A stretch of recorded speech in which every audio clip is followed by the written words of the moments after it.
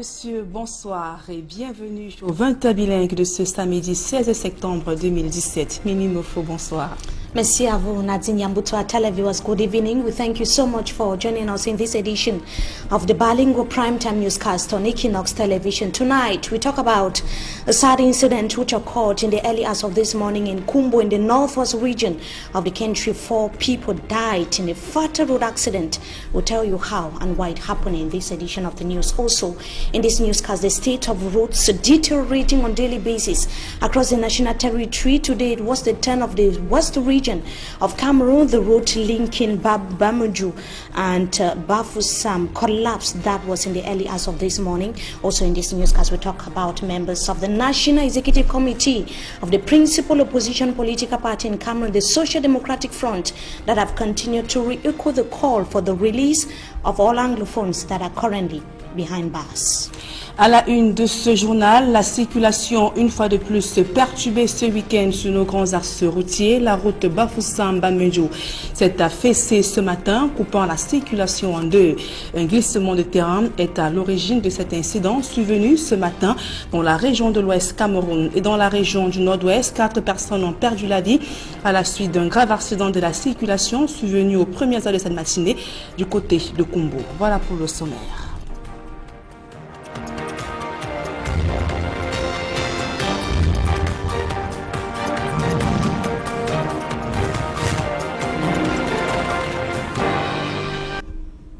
Mesdames et messieurs, une fois de plus, bonsoir et bienvenue à tous. C'est un coup dur pour les usagers de la route Bafoussam-Bamejou. Un glissement de terrain a donc englouti une portion de la chaussée au lieu d'Indunan dans le 3e arrondissement, rendant impraticable la circulation. Dalastiana et Jean-Paul Sugnat ont vécu le calvaire de ces usagers. Reportage.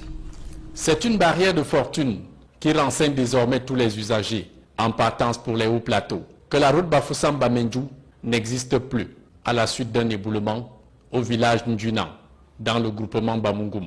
Sur ce relief déjà accidentel, toute une portion de route affaissée dans un glissement de terrain. Selon ce jeune homme habitant le coin, des fissures sur la chaussée en matinée du vendredi 15 septembre présageaient déjà une catastrophe naturelle. Ça a commencé par comme une dodane. Oui, à partir de 18h ce vendredi-là, ça a fondu la route, donc coupé la route en deux. La situation se serait aggravée au petit matin de samedi avec la rupture de cette canalisation d'eau de la Cam Water. À 3h, il y a un tuyau d'eau qui a lâché. C'est ça qui a encore affondé la route comme ça là. Oui. Donc c'est comme un tremblement de terre. Toujours sur le site, un moto-taximan vivant dans le coin nous raconte à visage couvert les révélations prémonitoires d'un notable Bamungum sur l'imminence de ce phénomène surnaturel. Le récit est bien hallucinant pour la réflexion cartésienne et tout esprit incrédule à la croyance mystico-métaphysique. Comme je suis benskiner, j'ai porté un papa. Arrivé ici, ça avait commencé à faire comme vous voyez là, les traits. Ce n'était pas encore grave comme là-bas derrière. Bon, quand le papa a vu, le papa m'a fait comprendre que c'est un tout petit animal qui n'a même pas le poids du rat. Au fait, c'est un totem. Seuls les notables peuvent plus en savoir. C'est un totem. Et quand il se métamorphose, ça place une route dans le sol et ça s'affaisse. Et ça affaisse tout l'espace. Et quand vous êtes venu le matin? Bon, quand je suis arrivé le matin, j'ai vu que c'était la réalité et que ça s'est tout affaissé comme on voit là. En dehors de la chaussée, la conduite d'eau endommagée. Aucune perte en vie humaine enregistrée. Cependant, le site présente de hauts risques pour les habitants au sommet de la falaise. Une patate bien chaude pour la protection civile et une équation à 1000 inconnus pour des élèves et enseignants du lycée de Ndjunan qui dès lundi devront rejoindre leur établissement de l'autre côté du village. Entre mysticisme et catastrophe naturelle, les commentaires vont bon train. La situation pourrait encore s'empirer avec les fortes pluies qui s'abattent sur le village Bamungum. Depuis le quartier Ndjunan, Dallas Channel, le regard de l'Ouest, et Jean-Paul Chouniat, la voix de l'Ouest, sur Equinox Télévision.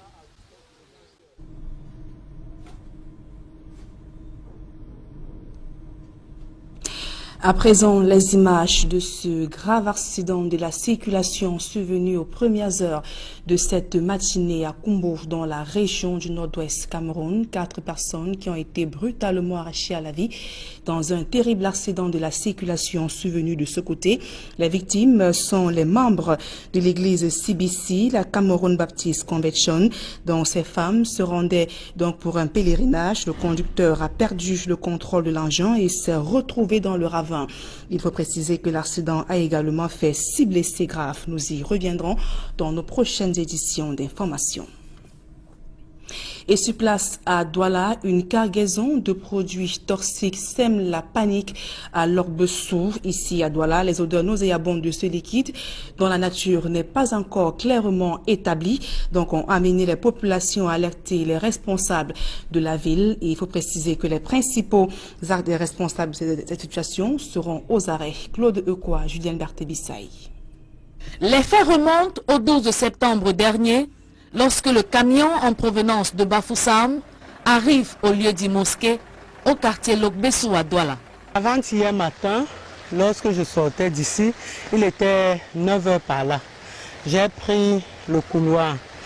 Je me rends compte qu'il y a un camion. Il y a les jeunes du quartier qui sont en train de vidanger les cubiténaires qui étaient dans le camion. J'ai demandé qui est à l'origine, qui a déposé le camion. On m'a montré le monsieur, mais il est même comme président de développement dans le secteur. Je l'ai interpellé, je lui ai dit, monsieur, qu'est-ce que tu es en train de faire comme ça? Tu viens faire la boue au quartier. Il me dit, je lui demande c'est quoi? Il me dit c'est la boue. Je dis la boue là vient d'où? Il me dit ça vient du marché central. Je lui dis mais et tu viens vider ça ici? Il dit non, j'ai trouvé mieux, comme il y a le ravin, de venir verser ici. J'ai dit depuis avant-hier là, ça a créé des problèmes. Il y a des enfants qui sont chez moi, même tout le monde est déjà enrhumé, tout le monde tous. Si vous entrez même dans la maison là, il y a les odeurs. Je ne sais même pas comment vous parvenez à respirer ici. Et avec ça, regardez, les enfants viennent ici vider les poubelles, ils peuvent tomber là et tout. Donc vraiment, c'est très très décevant. Les odeurs nocives que dégagent ces produits, dont la nature n'est pas encore clairement déterminée, rendent la cohabitation difficile avec les populations. C'est ainsi que l'alerte est lancée et une descente des autorités administratives de Douala 5e s'y effectue. Nous avons constaté qu'il y avait sur place un camion avec des déchets à l'intérieur des cuves. Alors ces déchets me semblent-ils suffisamment toxiques. La preuve, nous avons vu des animaux, des reptiles, des lézards morts sur le terrain. Et également la manière dont les herbes ont été brûlées à l'instant même. Donc ça nous a fait donc croire que ce produit n'était pas bon. Il y avait, moi-même, j'ai par exemple rejeté un tout petit peu. Les prélèvements effectués permettront d'en savoir plus sur la composition exacte de cette cargaison. Mais les experts préviennent déjà sur les risques. Notre inquiétude est que si ces produits ici pleut et que l'eau de pluie entraîne ces produits dans de longues distances, ça pourra amener encore de graves catastrophes pour la population. Mais nous allons vérifier d'abord le degré de toxicité du produit. Quand ça va passer au laboratoire, c'est tant qu'on va savoir la classification, à quelle classe la dangerosité du produit est. Des sources renseignent que le chauffeur et convoyeur du camion au contenu indésirable serait gardé à vue à la brigade de Lok-Bessou. Des faits qui interrogent la responsabilité des postes de contrôle franchis par cet engin. Les litiges fonciers font rage à Douala. Les populations situées près de la léproserie de la Dibamba ont perdu le sommeil. Elles redoutent des casses sur le site depuis la présence des gros engins venus effectuer le tracé de la route. Steve Eboulay et Mirabel Mazo. La visite inattendue de ce caterpillar au quartier d'Ibamba léproserie a coupé le sommeil aux populations du lieu dit Cité de la Paix. Il y a des gens qui sont arrivés ici, orientés par les éléments de la brigade, de la gendarmerie, GP, nous disant qu'ils étaient là pour exécuter certains ordres. En effet, ce qu'ils font, ils sont en train de faire une opération de lotissement. Ils se sont juste réveillés surpris par les vomissements de caterpillar. Pancarte à main, ils s'insurgent contre un éventuel déguerpissement.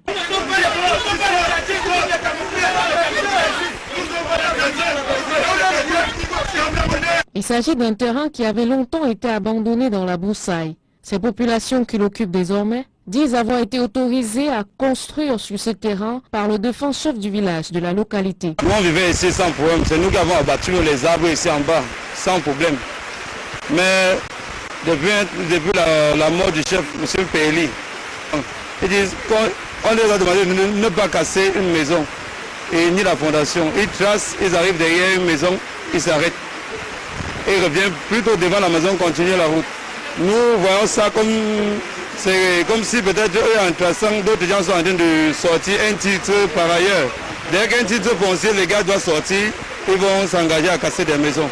Il faut noter tout de même que le terrain est sans titre foncier. Le plus suspect dans cette opération, disent les populations, est que le commanditaire reste encore inconnu. Sur place, l'on soupçonne une mainmise d'un des fils du défunt chef de la localité qui leur aurait cédé ce terrain.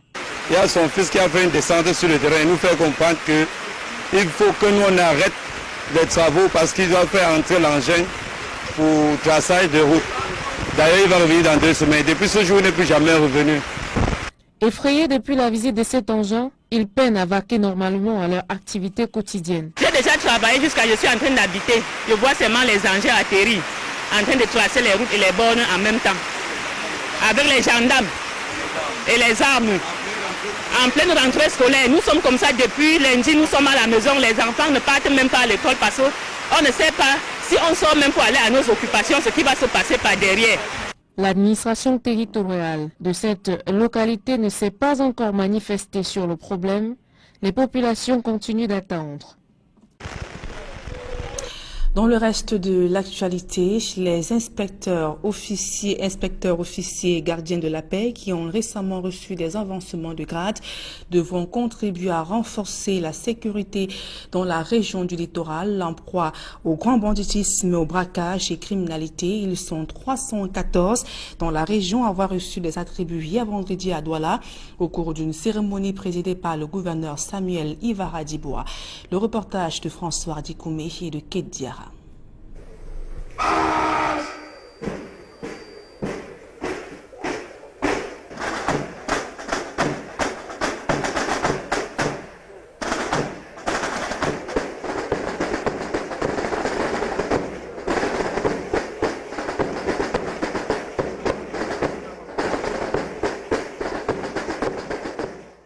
La capitale économique est en proie à une insécurité grandissante.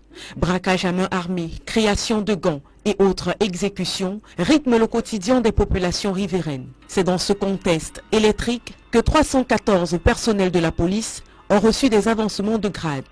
Officiers, inspecteurs, gardiens de la paix, ils se sont tous retrouvés à l'esplanade de la communauté urbaine de Douala, devant famille et connaissances, pour assister à la remise de leurs épaulettes. C'est arrivé à point nommé, 7 ans déjà. De quoi développer chez la plupart d'entre eux un sentiment de joie indescriptible, auréolé de fou rire, d'étreinte et de selfie.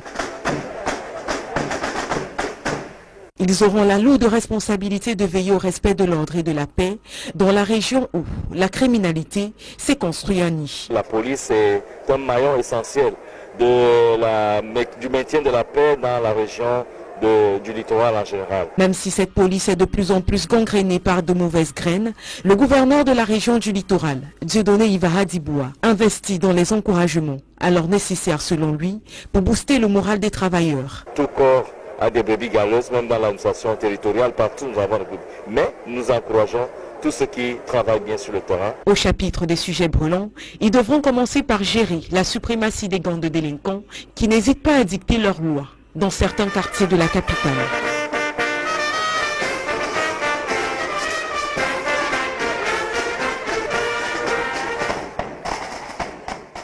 Et dans le département de la Sanaga-Maritime, le nouveau commandant de la compagnie d'Erea devra également tordre le cou au grand banditisme. Mais le chef d'escadron Léoad, qui a officiellement pris les commandes, dit être conscient de la tâche, des missions qui l'attendent. Le reportage de Rodrigue Ngassi et d'Étienne Pascal Azégué. Patrice a été nommé au poste de commandant de compagnie de gendarmerie d'Erea. Le grand banditisme et toutes sortes d'escroqueries, d'arnaques et autres faits qui avaient cours dans le département de la Sanaga-Maritime vont désormais trouver en cet homme du répondant. Le chef d'escadron, Patrice Lewat, qui a pris les commandes de la compagnie de gendarmerie d'Edea, a reçu pour mission de lutter âprement et sans arrêt contre tous ces fléaux évoqués un peu plus haut. Le commandant de la Légion de gendarmerie du littoral, le colonel Abina Ahanda, l'a d'ailleurs martelé lors de son discours d'installation. Votre affectation à Edea, a-t-on d'ailleurs appris, a été fortement célébrée par les bandits au sein de la prison de Nubel. Enchantés sûrement qu'ils étaient à la lecture du texte par l'habitation hors de la ville de leur bureau.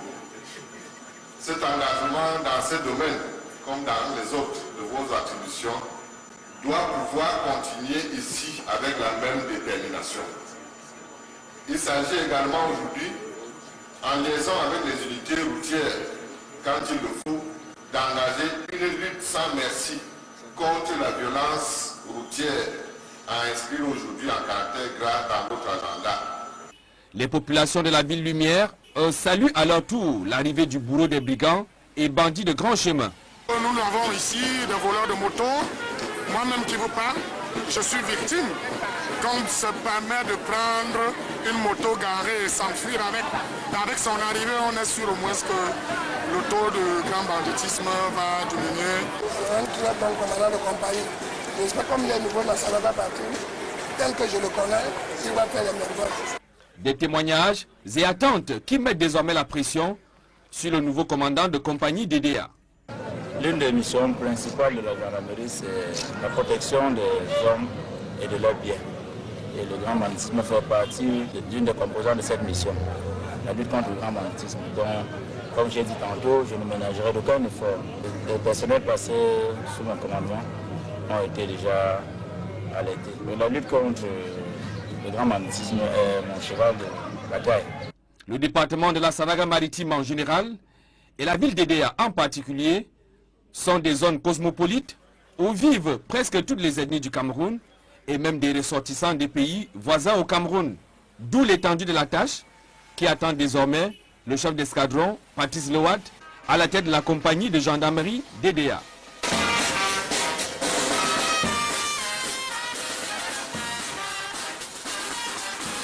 Dans les couloirs de la justice à présent, le porte-étendard du Cameroun à l'international des barreaux de tradition commune et connue, maître Annie-Christelle Ndjounkou, a été donc élu à l'issue du concours d'oratoire organisé par le barreau du Cameroun. Au milieu de 8 autres candidats, l'avocate stagiaire a convaincu par son sens de probité et d'engagement. Élisée Borbaye Aïe Cyril. Un vrai voyage dans le temps nous attend et nous voici au règne des monarchies.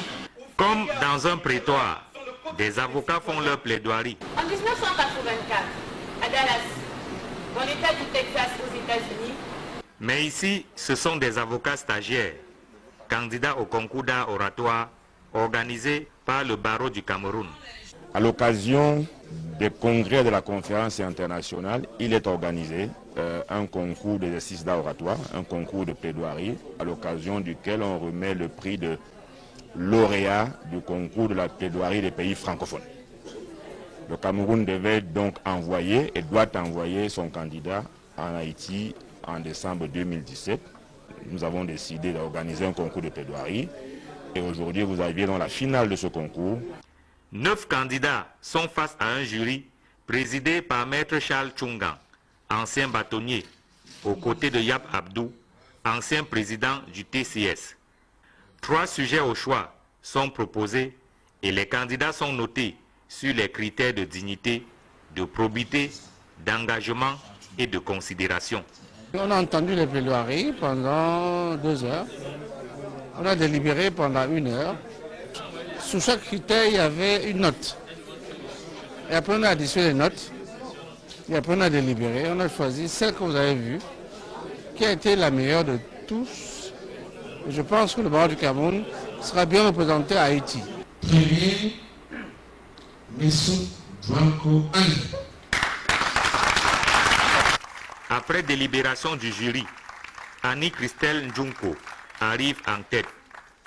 Elle représentera le Cameroun au 32e congrès international de l'Association des barreaux francophones en décembre prochain à Haïti. Les membres du jury ont perçu en moi des qualités qui sont utiles et qu'ils pourront nous faire ramener la CIB au Cameroun. J'ai travaillé dur pour ça, je suis très contente. Après, je ne vais pas décevoir le barreau du Cameroun. Je vais tout faire pour, vraiment tout faire pour ramener la CIB au Cameroun. Le congrès international des barreaux francophones se tient tous les ans. S'il est clair que le Cameroun cédera le siège de la présidence occupé par le bâtonnier Jackson Nye Kamga, il est tout aussi clair que le pays veut conserver la couronne du concours d'art oratoire détenu par Maître Epanga, vainqueur de la dernière édition. L'actualité sportive à présent, ils se battent corps et âme pour que les coups de canon retentissent toujours en Ligue 1 de football. Pourtant, le sort du club mythique de Yaoundé est déjà scellé pour la relégation et Laurent Ateba-Yene brandit à cet effet son joker. Le président du conseil d'administration de la faction Canon Sao conteste donc l'existence légale de l'équipe qui a préparé au championnat cette saison et il annonce déjà des actions en justice afin que sa faction soit réhabilitée et maintenue en Ligue 1. Élisée Borba a inséré une fois de plus. À quelques jours de la fin du championnat national de football Elite One, le sort du canon sportif de Yaoundé est déjà scellé. L'équipe d'un Kolndongo est reléguée en Elite 2. Une réalité que refuse d'admettre le PCA de la faction Canon Sportif SAOS. Le Canon n'est pas descendu. Le Canon n'a pas joué. Et vous ne pouvez pas faire descendre un club qui n'a pas joué. Le Canon n'a pas joué. Nous avons toutes les preuves. Le Canon qui descend aujourd'hui n'est pas le Canon Sportif de Yaoundé. C'est l'équipe de M. Mvé Emmanuel. Le Canon Sportif de Yaoundé s'est vu refuser l'entrée au stade Omnisport le jour du match Canon SAOS championnat professionnel contre UMS de Loum. À coup de documents, dont des décisions de justice et des actes de l'OAPI, Laurent Ateba-Yene rappelle que seule la faction du Canon, dont il est PCA, a une existence légale. Il accuse alors la Ligue de football professionnel du Cameroun d'avoir fait jouer un canon illégal. Monsieur le général, président de la Ligue professionnelle de football, a écrit à Monsieur Mvessa, c'est très important de le savoir, le 1er février, en disant à Monsieur Mvé qu'il pouvait se rapprocher du secrétariat général pour affilier le club. Quel club? Un club sans registre du commerce, un club sans attestation d'affiliation. Ce canon a été mort-né juridiquement.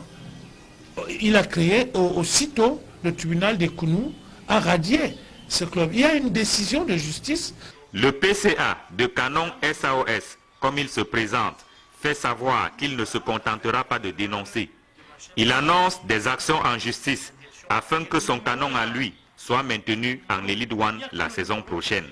Nous allons aller jusqu'au bout, nous allons mener une action, toutes les voies juridiques pour que le canon puisse jouer le championnat prochain. Notre registre du commerce est le seul, j'ai dit le seul, personne d'autre ne peut jouer à part la SAOS. Donc vraiment, nous, on va continuer en justice et dans les prochains jours, vous allez voir. Si sur le terrain, Canon de Yaoundé est relégué en Elite 2, l'équipe la plus titrée du Cameroun compte se maintenir à travers des manœuvres dans les tribunaux. Nos tentatives d'avoir à la fois Emmanuel V, PCA de la faction du Canon qui a pris part au championnat, et la Ligue de football professionnel du Cameroun, accusée d'avoir fait jouer un canon illégal, sont restées vaines. Et après son élimination pour la Coupe du Monde de Russie 2018, le Cameroun s'est enfoncé dans le classement FIFA du mois de septembre 2017. Classé dans 35e mondial au mois d'août, les Lions ont chuté de 10 points de 10 places et sont donc classés 45e sur le plan mondial et 6e sur le plan africain. Des contre-performances qui démontrent la perte de vitesse de l'équipe depuis son sacre à la CAN Gabon. Sylvestre Zangao pour plus de précisions. C'est une chute fracassante pour les champions d'Afrique en titre dans le classement FIFA du mois de septembre 2017.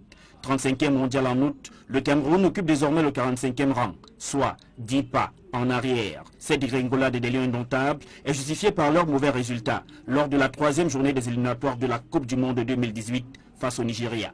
Benjamin Mukanjo et ses coéquipiers avaient pris une douche froide à Oyo, 4-0, avant de concéder un match nul à Yaoundé. Le Cameroun n'ira pas à la prochaine Coupe du Monde. L'équipe qui a émerveillé ses supporters lors de la CAN au Gabon par sa détermination a vite démontré des faiblesses au lendemain de son sacre. En effet, depuis leur victoire en finale contre l'Égypte, les Lions indomptables n'ont plus sorti leurs griffes. C'est d'abord la Guinée-Conakry qui met l'équipe dans la sauce lors d'un match amical à Bruxelles, en Belgique. À la Coupe des Confédérations en Russie, le Cameroun a été éliminé dès la phase de groupe sans la moindre victoire. Alors que l'on croyait que les joueurs de Hugo Broos allaient tirer les leçons de cet échec pour renouer avec la victoire, ils se sont plutôt enfoncés dans une série sans résultat positif.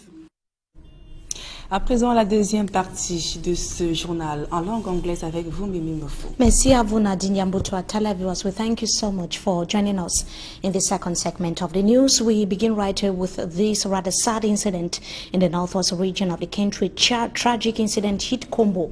That was in the early hours of this Saturday. 4 persons reportedly died and 6 others seriously injured following an accident which occurred early today in that part of the country. The victims, who are members of the CBC Women Union, were on their way to a rally when the vehicle transporting them fell off a cliff after the driver poorly negotiated a bend on the Mbiame-Mboso road. The burial of the deceased victims would, according to the field pastor in Seoul, take place Wednesday, the 20th of September 2017. That's going to be next week, while the injured victims are currently under intensive medical care in hospital. So far, overspeeding is said to be the cause of the Fata Road accident which occurred in the early hours of this morning. In the following excerpt, let's now have the reaction of the field pastor in Seoul. He's going to be telling us how and why the incident occurred and what is going to be happening next week. Reverend Gay Martin Sander, the CBC Seoul field pastor. Today in the morning we left on our way to Mbonso for a women's rally. It's a yearly program where they gather together to praise God, to listen to God, talk to them, and to discuss their program, that is their business. So on the way up Tambayami, one of the vehicles had an accident. That is the field pastor in Seoul there reacting shortly after the Fata Road accident which occurred in the early hours of this morning in Kombo, killing at least 4 persons. We shall be keeping you updated now. We talk about a veritable nightmare as it was to some commuters plying the Bafusam-Bamenjo route in the west region of the country. It follows the collapse of the route in the early hours of this morning that left dozens of road users in total frustration. You can see how the situation was very, very frustrating to many road users. The incident resulted from a landslide. Our correspondent on the ground, Jean-Paul Chunyat and Dallas Chana, say that the road users are now deviating via Bati to get to Bafusam and other parts of the west region of Cameroon. The collapse of the road is becoming a phenomenon in Cameroon, and according to critics, their dilapidating or deplorable states account for constant accidents recorded in Cameroon today. We now talk about the next meeting of the principal opposition political party in Cameroon, the Social Democratic Front, that is still ongoing in the northwest region of the country. The SDF has said that the head of state has created more problems than solutions by failing to release all detainees of the current Anglophone crisis. The party's chair, Nijon Frundi, was speaking during the next meeting this Saturday that is still underway in Bamenda. The SDF revealed that only the release of all Anglophones and the demilitarization of the 2 English-speaking regions of the country would quell the tension rocking the northwest and the southwest regions of Cameroon. The SDF party has announced that the candidate would challenge the chairman, Nijon Frundi, during the party's convention that's going to be taking place in the month of October. So far, the name of the challenger of the Social Democratic Front chairman, Nijon Frundi, is not known. We probably would be bringing to the name of the said challenger in our subsequent newscast. It was equally revealed that 23 million francs CFA out of the 80 million francs have been raised so far FIFA for the elective convention of the Social Democratic Front that's been scheduled between the month of October, between the 27th to the 29th. We shall be bringing you details in our subsequent newscast. Now, the new commander of the IDEA Gendarmerie Legion in the Sanaga Maritime Division of the Littoral region of Cameroon has as prime challenge the eradication of high crime wave and insecurity. The Littoral Gendarmerie commander was speaking while commissioning Patrice Lewat into his functions. Catherine Kone has the details in the following report.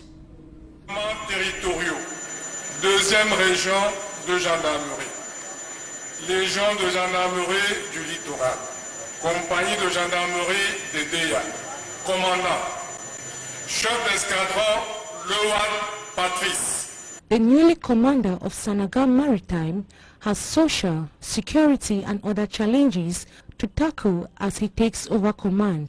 While he was commissioned into his function by Littoral Commander of Gendarmerie Legion, Abina Ahanda instructed him to fight against high crime wave and insecurity in IDEA and the entire Sanaga Maritime. During the ceremony, the new commander of the Gendarmerie Legion of IDEA, Patrice Lewat, was told to work in collaboration with other military departments so as to attain the set goal. Officiers, sous-officiers, gendarmes, de par le président de la République, vous reconnaîtrez désormais pour chef, commandant la compagnie de gendarmerie d'IDEA, le chef d'escadron Lewat Patrice, ici présent. Et vous lui obéirez à tout ce qu'il vous commandera, pour le bien du service, l'exécution des règlements militaires et l'observation des lois de la République du Cameroun. Patrice Lewat expresses satisfaction of the choice by President Paul Biya to appoint him to such a strategic office. He promised not to disappoint his hierarchy and the population of IDEA. Meanwhile, before his appointment, he was a commander of the 21st Battalion in Bopi, Douala, where he was later transferred to Ndogbo as the commander of the Legion office. It is from there he was sent to IDEA. The 37-year-old commander is married with children.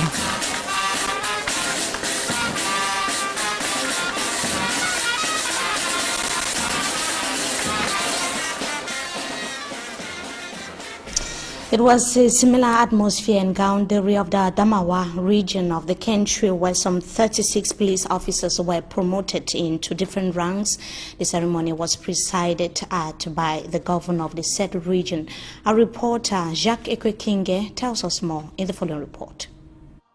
There were a total of 36 police officers of different ranks recently promoted by a presidential decree of September 5, 2017.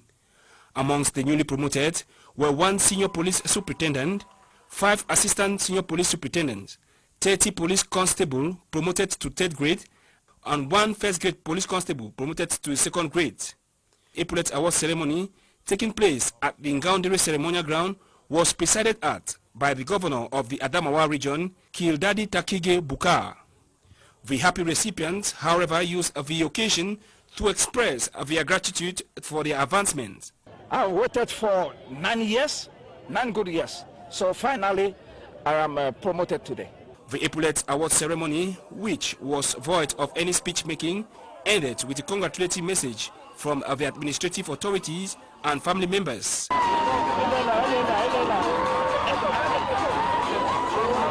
Then followed a march past by the police officers.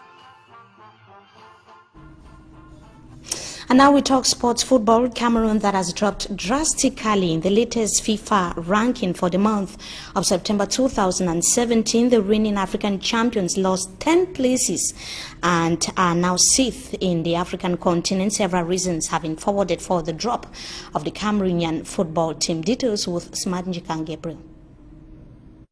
8 months ago, they were crowned African champions after defeating Egypt in an epic African Nations Cup finals in Gabon. Since then, the reigning African champions have become a shadow of themselves, badly beaten 0-4 by Nigeria in Oyo and managing with a frustrating 1-1 draw at the Ahmadu Ahidjo Stadium in a 2018 FIFA World Cup qualifiers encounter, saw Cameroon losing 10 places in the latest FIFA ranking for the month of September.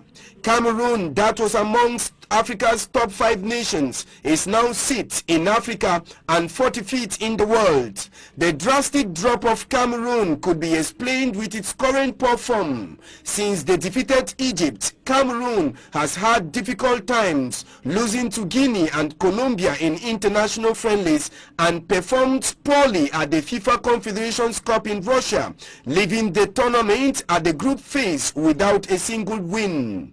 Many had expected the boys of Hugo Broos to learn from the poor show up in Russia, but since then they have continued to move down.